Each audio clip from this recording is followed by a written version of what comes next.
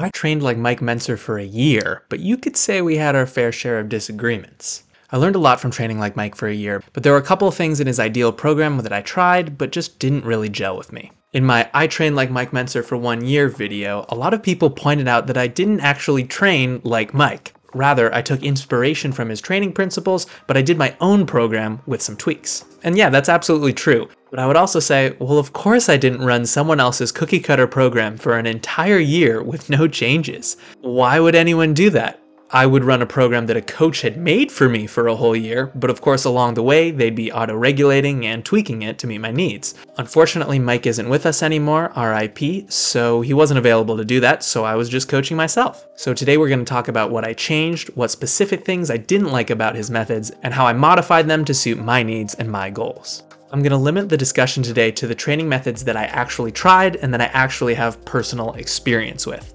Of course, I could talk about how I'm not into using steroids and how I'm not into eating a very high carb diet and eating a lot of ice cream like his book recommends, and maybe that would be entertaining for y'all, but I don't have much value to add on that. I didn't actually try those. They're just my own biases and my own opinions. They're not lessons to be passed on to others. I'm hoping with this channel you can help me normalize this. Not criticizing other people's ideas and practices with the certainty of someone who's literally never tried them. Half of social media content these days is this type of nonsense. Advice about the best or worst thing they've never even tried themselves. Alright, enough ranting, let's get into it. First of all, I didn't like pre-exhaustion. In Mike's ideal routine, he utilizes pre-exhaustion sets in order to pre-fatigue muscles in compound movements. The idea is that with compound exercises where you're utilizing multiple muscles, when you're training to failure, one of those muscles is going to reach failure before all of the others, and thus you'll only be getting a sufficient stimulus on that first muscle. So for example, when you reach failure on dips, it could be because your triceps are fatigued, but your chest might still have more energy. And in principle, I don't disagree with this as like a sound idea or an effective method to deal with that problem, because I think it is.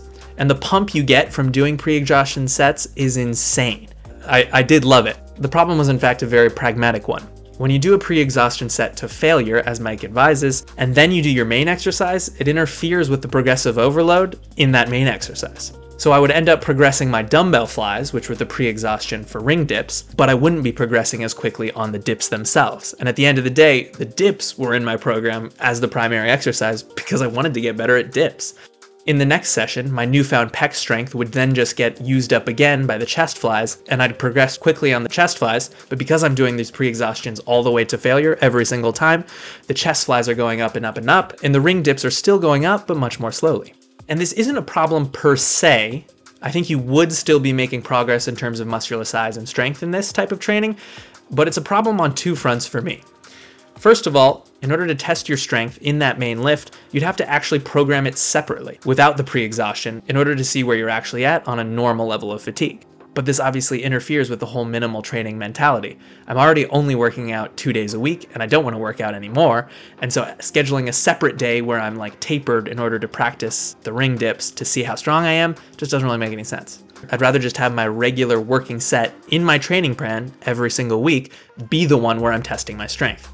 I'm a big fan of the training rep max, so the training 6 rep max or the training 10 rep max or whatever rep range, but just testing your strength and demonstrating your strength by just doing one set to failure in your regular workout. I think this is a really good measure of how strong you actually are on a day-to-day, week-to-week basis, rather than saying, oh yeah, I benched 300 pounds 2 years ago after a peak and I could never repeat it. You know, I mean, it's pretty cool, but it has nothing to do with how strong you are today. Your most recent training set to failure is how strong you are. I also found these pre-exhaustion sets to be problematic for my motivation. When I'm programming dips as a primary movement, I want to actually get stronger at the dips. And that means I want to see progress in the movement in my training log from week to week. If I'm programming flies in order to make my dip training more effective, but the cost of that is that I actually do less intensity on the dips themselves, to me that's not really worth it. It's just not motivating at all. Part of my ability to keep training week in and week out and remain stoked on it for years at a time is seeing my continual progress session to session, every single exercise, every single set in the training log. That's one of the things that keeps me going, even when I feel low energy and not like training. And at the end of the day, I did not like how much slower my dips and pull-ups were improving than the other exercises where I wasn't performing pre-exhaustion sets. So at the end of the day, I dropped them. The second thing that I disagree with old Mikey on is never doing a second set. He's very adamant in his book that at no point, under any circumstances, is it a good idea to do more than the absolute minimum amount required to stimulate muscle growth. And so while I was training like him for a year, and the vast majority of my workouts I did exactly one set to failure, I did hit a plateau in a couple exercises. So the example I'll share this time is the bicep curls. For the first several months I was working on it, I was making moderate progress, but for about an entire month I was stuck at one weight, and I just couldn't seem to add any more reps. So I decided to add a second set for these.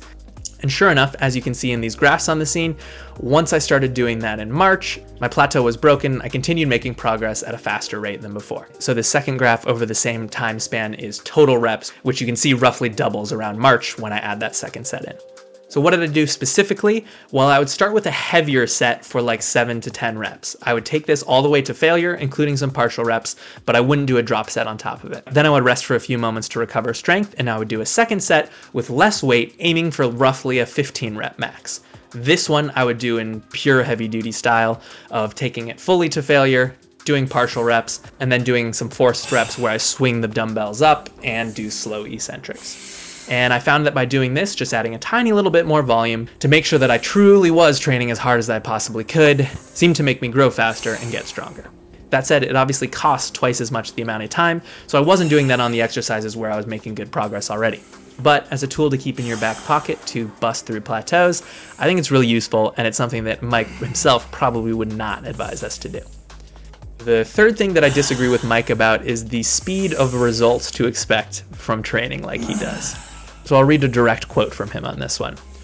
"It is my experience in training thousands of bodybuilders that one should be able to reach the limits of one's genetic potential within 1 year of proper training, if the 7 principles of high-intensity training are followed faithfully."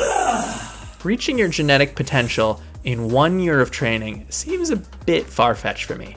I definitely do not believe that I reached my genetic potential within the 1 year of training. And you could say, of course, you weren't following the principles faithfully. I was making mistakes and learning along the way. Obviously, that's true. That said, I imagine that if Mike was training thousands of people, probably not most of them trained for 1 year, reached their genetic potential, and then never had to train again. Or what, you would just maintain your lifetime maximum by continuing to go to the gym but getting no stronger ever? It just doesn't really make any sense to me. And I haven't seen that to be true either in the high intensity community or in just weightlifting in general. I think it takes a very long time to reach your potential, and probably very few lifters ever do reach their potential.